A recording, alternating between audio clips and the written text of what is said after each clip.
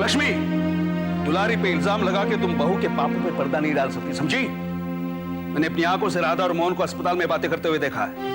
सिर्फ अस्पताल में देखा था ना, तो मैं वो कोई चोरी से नहीं गई थी, किसी से छुपकर नहीं गई थी वहां।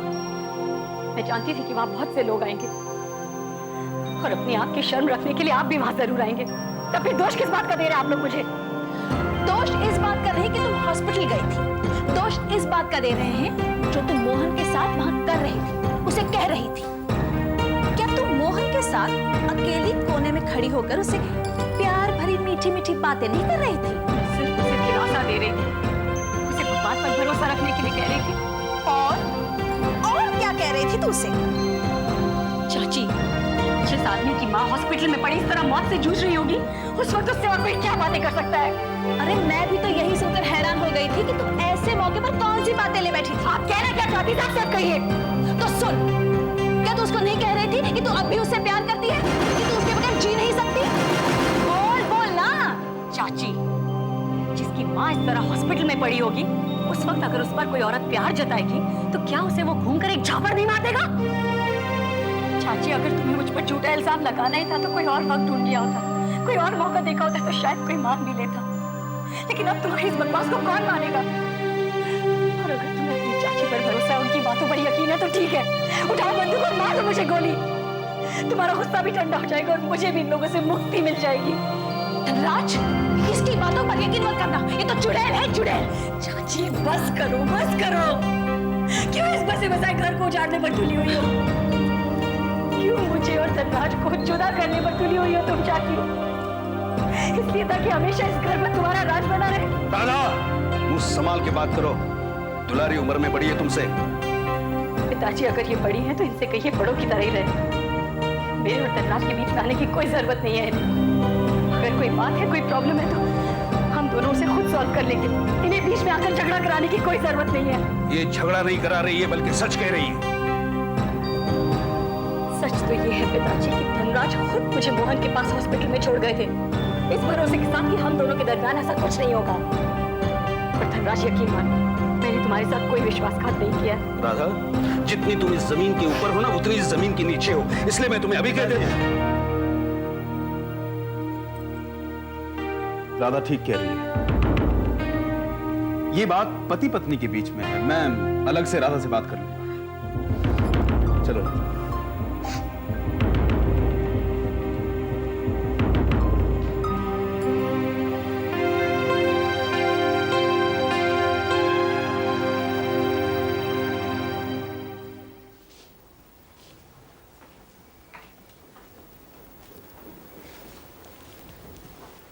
भाई साहब, सावित्री तुम?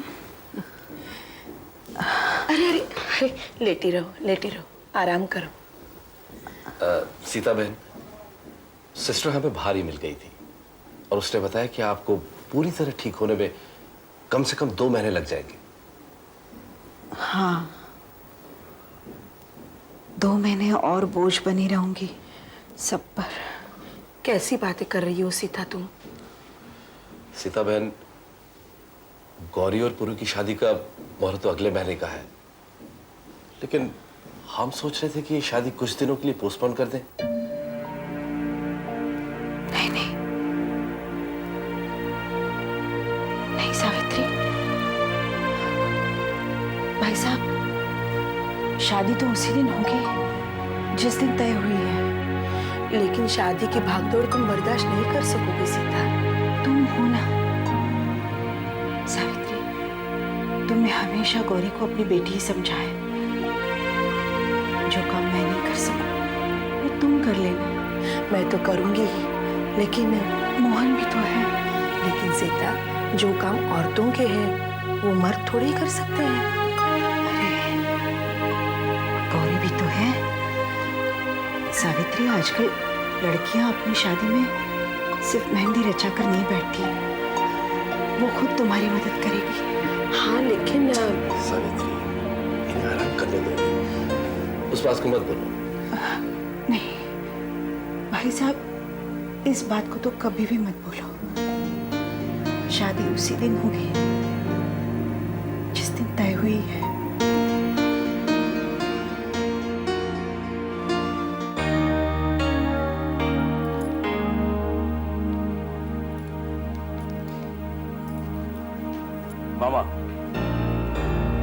तुमने जो लाख रुपए अस्पताल में खर्च किए थे ना, वो मैं तुम्हें वापस देने आया हूं। क्यों? क्योंकि मुझे तुम्हारी ये खैरात की जरूरत नहीं, समझे? पकड़ो।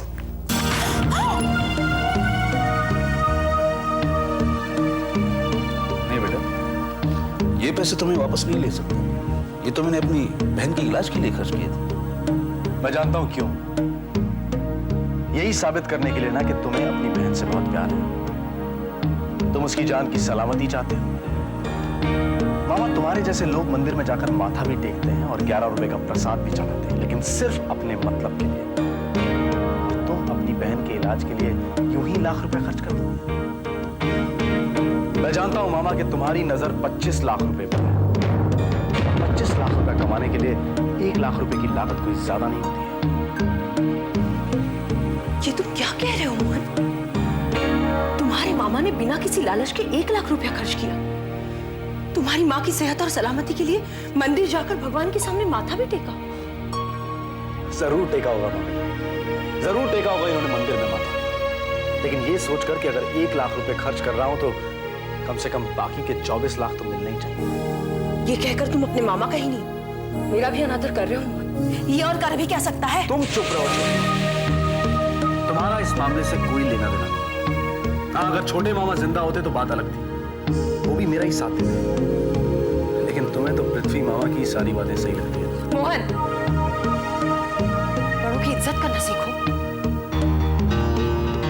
हमें आपके लिए मेरे दिल में बहुत इज्जत है, लेकिन जो लोग इज्जत के काबिल नहीं है उनकी इज्जत मैं नहीं कर सकता। मोहन, तुम ये पैसे यहां से ले जाओ वरना मैं इन्हें आग लगा दूंगा।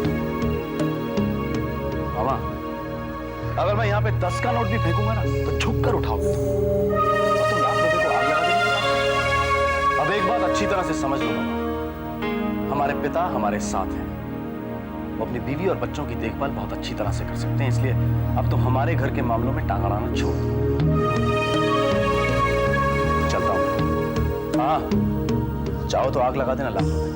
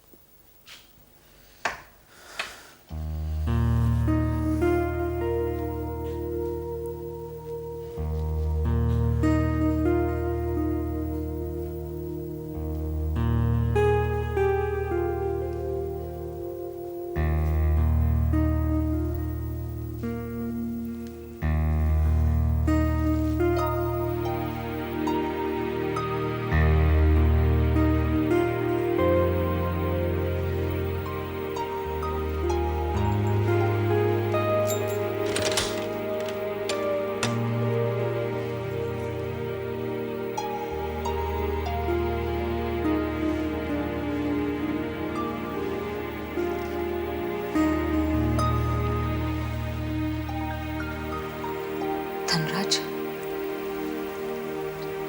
क्या तुम अब भी वही सोच रहे हो जो तुम्हारे पिताजी और चाची ने कहा था?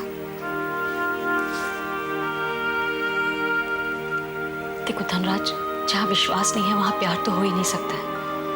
और अगर तुम्हें मुझ पर विश्वास नहीं है तो साफ साफ कह दो कि तुम मुझसे प्यार नहीं करते। लेकिन इस तरह चुपचाप मत रहो प्लीज।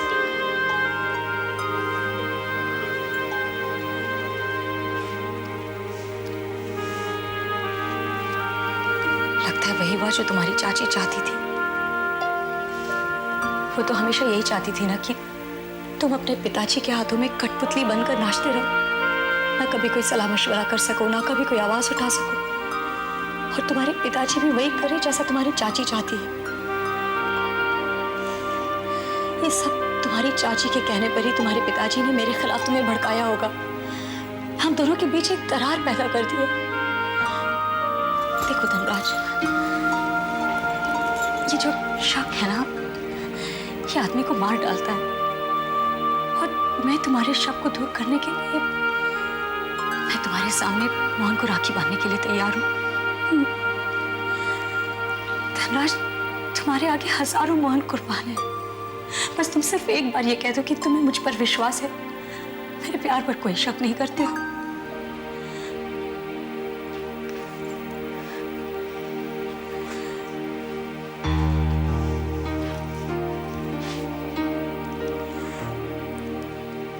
धनराज, मैं तुम्हें इस तरह और खामोश नहीं देख सकती। अगर तुमने कुछ नहीं कहा तो मैं अपने आप को मार डालूंगी। मैं कुछ भी कर लूंगी धनराज।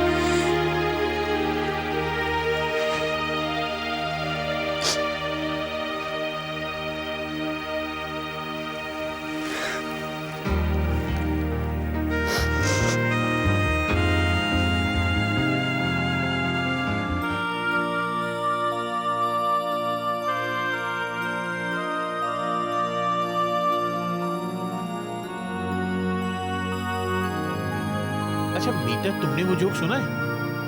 एक आदमी ने अपनी बीवी से कहा कि बुजुर्ग कह गए हैं कि आदमी जितना बड़ा बेवकूफ होता है उसकी बीवी उतनी ही सुंदर होती है।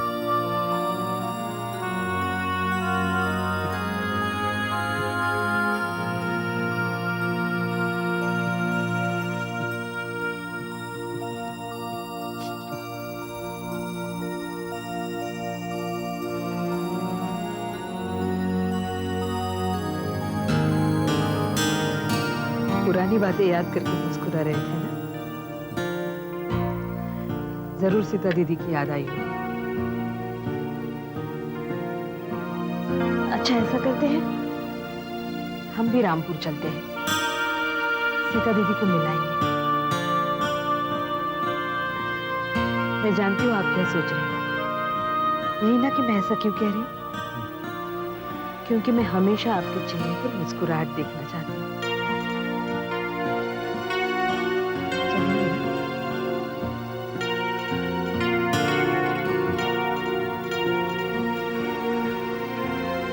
थैंक यू करने की कोई बात नहीं है। आपकी खुशी में मेरी खुशी है। परसों चलते हैं, दयाशंकर को भी साथ ले चलते हैं।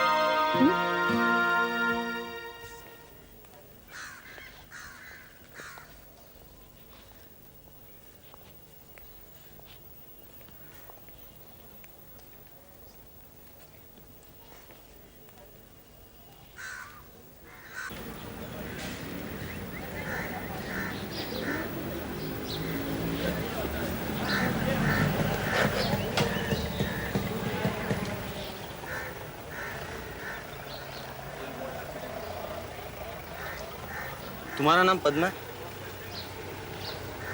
हाँ। मैं किरण का दोस्त हूँ। तो मैं क्या करूँ? मैं तुम्हें ये बताने आया हूँ कि वो आज क्यों नहीं आया। नहीं आया तो अच्छा है। क्यों नहीं आया वो? वो हॉस्पिटल में है, उसका एक्सीडेंट हो गया। वो ठीक तो है ना? अभी तो होश में है, फिलहाल वो हॉस्पिटल में है। ये उसका एड्रेस है। मैं एड्रेस की क्या करूँ?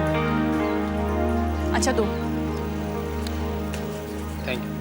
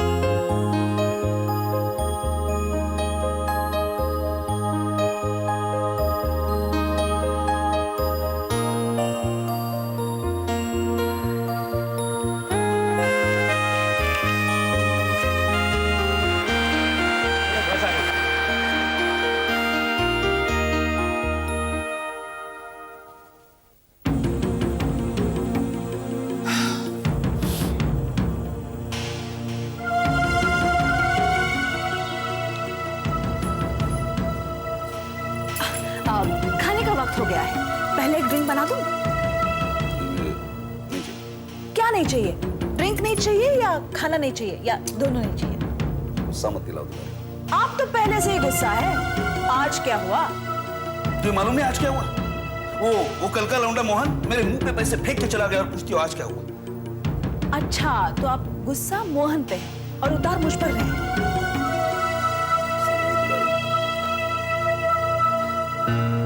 मैं ही बेवकूफ हूं जो अपनी बहन की मदद करने निकल पड़ा था। अरे मैंने सीता के लिए पैसे खर्च किए थे, कोई एहसान नहीं किया था। हाँ, अगर मैंने एहसान किया होता ना तो बोल के जता था। उस डॉक्टर से भी मैंने कहा था कि भैया किसी से कहना मत कि पैसे मैं खर्च कर रहा हूं। लेकिन ये मोहन समझता है बाप मिल गया, सारी खुदाई मिल गई। हाँ, बहुत पकड़ रहा है वो आजकल। इतने से पैसे क्या मिल गए, वो आपसे भिड़ गया, आपका अपमान किया उसने। अगर उसे ट्रस्ट के पैसे मिल गए ना तो वो आपकी छाती पे मूंग डलेगा। मैं समझ गया दुलारी, आजकल के जमाने में किसी की भी भलाई करना गलत है, सरासर गलत है। आप सांप को कितना भी दूध पिलाओ, आखिर वो डंक मारेगा ही। लेकिन मेरी ये समझ में नहीं आ रहा है कि सीता के घर में मोहन जैसा बेटा कैसे पैदा हुआ? उसे दुख देने के लिए। तुमसे कहता हूं दुलारी, सीता के लिए मेरे दिल में जितनी भी दया है, जितना भी प्यार है, वो सब उस मोहन की वजह से दूर हो गया। अब आप मेरी बात सुनिए, दूसरों का भला करने के बजाय खुद की भलाई की सोचिए। ट्रस्ट के 25 लाख मिलते ही मोहन शेर बन जाएगा। भले ही वो आपके सामने कुछ ना हो, फिर भी वो आपको तकलीफ तो दे सकता है ना। आप जिस तरह उसने आपकी बेइज्जती की, उस तरह दोबारा भी तो कर सकता है। हाँ? तुम ठीक कहती हो दुलारी, मैं उनको ट्रस्ट का एक भी पैसा मिलने नहीं दूंगा। मैं अभी अपने वकील को